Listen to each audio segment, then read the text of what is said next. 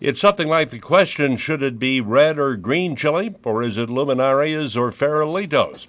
The questions about fireplaces and how to build a fire is just as likely to split a conversation. Is the Kiva fireplace better than the conventional square one? What's the best way to start a fire? There's still some winter left in Santa Fe, so our reporter Carol Taub set out to find some answers to these questions. The Kiva fireplace is inherently unique to the city different. Building the flame and keeping it alive can be challenging, and when it comes to a huge blazing fire, many have their opinions and each one's the best. The conflicting opinions add to the dilemma to use newspaper or not, and where to place it, back, front, use a grate or no grate. David Montoya, assistant manager at Rio Rancho Ace Hardware, had several suggestions to spark a fire.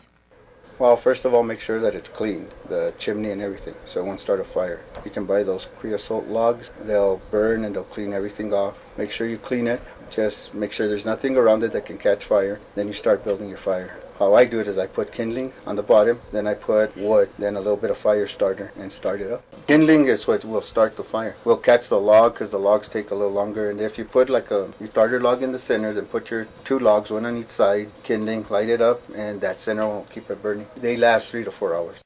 And as for the best wood to burn, it's pretty open. Piñon, any kind of wood, just as long as it's dry.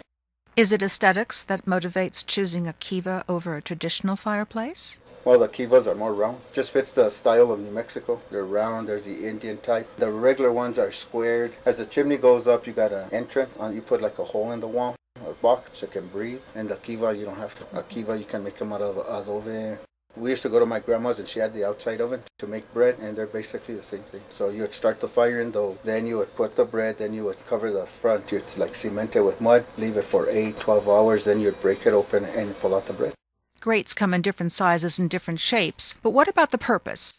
The grates so the wood can breathe, so the fire can breathe. Because if you set wood flat on the ground, it's either going to just burn the top and die. If you have the grate, the air will flow through the bottom and keep the embers, keep the fire going. It'll circulate.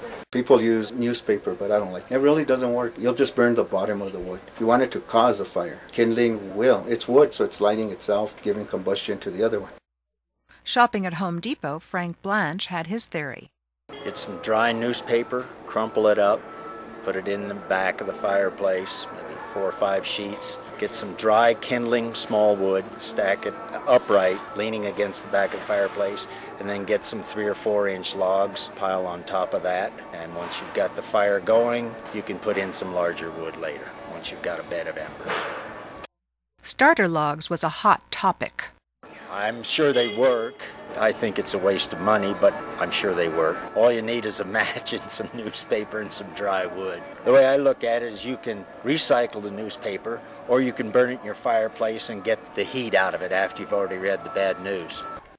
Ed Lucero, also at Home Depot, had plenty of experience with fires too. Just get some kindling on the bottom and then just stack your wood on it and just get it going. Some papers on the bottom. You always want to use a grate because your logs will, if you don't, they'll just sit at the bottom of the fireplace and no air will get underneath them. So anytime you build a fire, you want to have the grate and always put your papers or your kindling underneath that and the bigger stuff on top of it and let it get going and start putting your bigger logs on top until you get it going. It always works fine. As for starter logs, Ed was not enthusiastic. Just kindling, just little pieces of wood, paper, little pieces of wood, then a little bit bigger, a little bit bigger, a little bit bigger. I own some homes in Santa Fe. One of them has a Kiva fireplace in it, and I find that they're very nice. When I build a fire in it, it'll heat the den, the living room, and the kitchen, and down the hallway, and I think they look very nice. The roundness of them, just instead of the old square type, I think they look very nice. But one of the reasons I bought it was because it had a Kiva fireplace. I liked that.